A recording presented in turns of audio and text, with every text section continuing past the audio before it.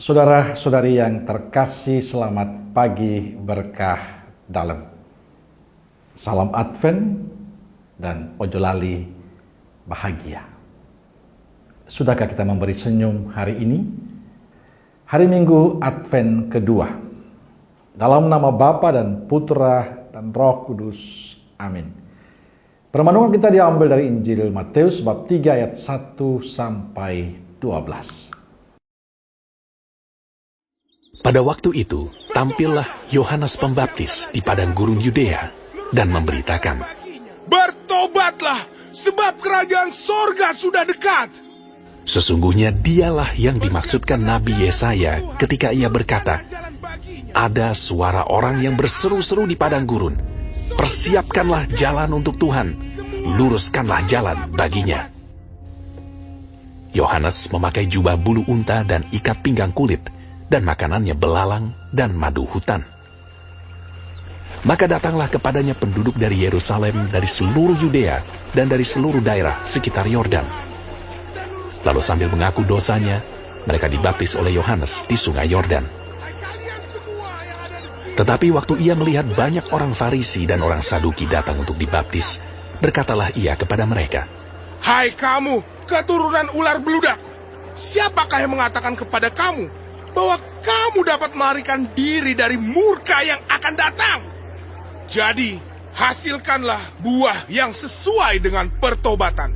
Dan janganlah mengira bahwa kamu dapat berkata dalam hatimu, 'Abraham adalah bapa kami,' karena aku berkata kepadamu, Allah dapat menjadikan anak-anak bagi Abraham dari batu-batu ini. Kapak sudah tersedia pada akar pohon, dan setiap pohon yang tidak menghasilkan buah yang baik pasti ditebang dan dibuang ke dalam api. Aku membaptis kamu dengan air sebagai tanda pertobatan. Tetapi ia yang datang kemudian daripadaku lebih berkuasa daripadaku, dan aku tidak layak melepaskan kasutnya. Ia akan membaptiskan kamu dengan Roh Kudus dan dengan api. Alat penampi sudah di tangannya. Ia akan membersihkan tempat pengirikannya dan mengumpulkan gandumnya ke dalam lumbung. Tetapi debu jerami itu akan dibakarnya dalam api yang tidak terpadamkan."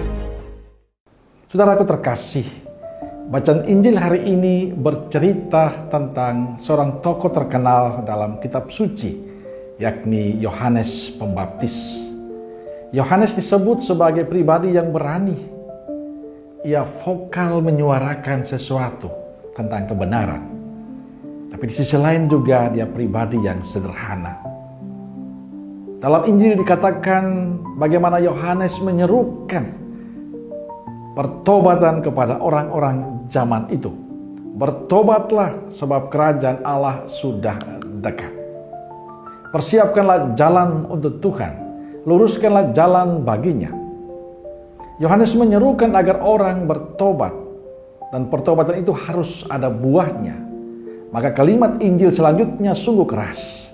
Kapak sudah tersedia pada akar pohon, dan setiap pohon yang tidak menghasilkan buah yang baik pasti ditebang dan dibuang ke dalam api. Artinya pertobatan itu harus ada buah, harus ada perubahan dalam kehidupan kita. Paling tidak kita semakin lebih pantas di hadapan Tuhan. Saudaraku yang terkasih, pesan Yohanes dalam Injil hari ini sungguh menarik, tapi juga sangat keras. Ia berani menyuarakan agar orang-orang zaman itu bertobat. Artinya pertobatan itu menjadi sangat penting. Dan seruan Yohanes itu hari ini disampaikan kepada kita, Anda dan saya, dalam rangka Advent kita. Pertobatan tidak hanya berarti berbalik dari kejahatan karena telah melanggar hukum Tuhan. Sebaliknya, pertobatan lebih berarti mengarahkan diri kepada kerajaan Allah dan membiarkan diri kita dikuasai oleh nilai kerajaan Allah, seperti cinta kasih, pengampunan, perdamaian, kejujuran, sukacita, kepedulian. Dan bila itu yang kita lakukan, maka bagi saya itu menjadi penting.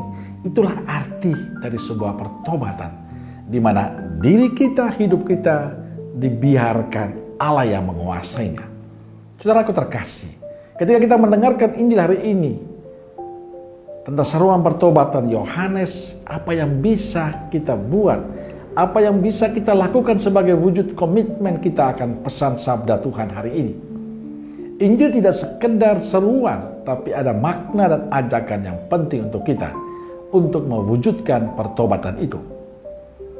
Ini seruan yang serius bagi saya untuk kita di zaman ini. Maka kita patut bertanya pada diri kita sendiri, apa yang harus saya lakukan sebagai wujud pertobatan yang saya akan bangun selama masa Advent ini.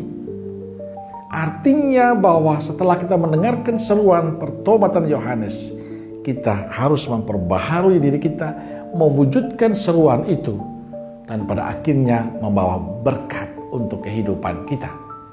Kita diajak untuk mau memperbaharui diri kita terus-menerus, membenahi diri kita supaya semakin pantas untuk menyambut Kristus.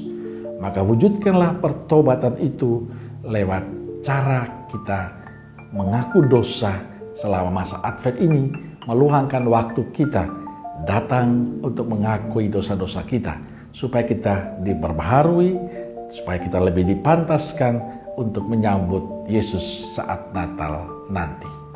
Amin. Semoga Allah yang Maha Kasih memberkati saudaraku sekalian, Bapa, Putra, dan Roh Kudus. Amin. Keluarga Kudus Nazaret, doakanlah kami. Amin. Berkah dalam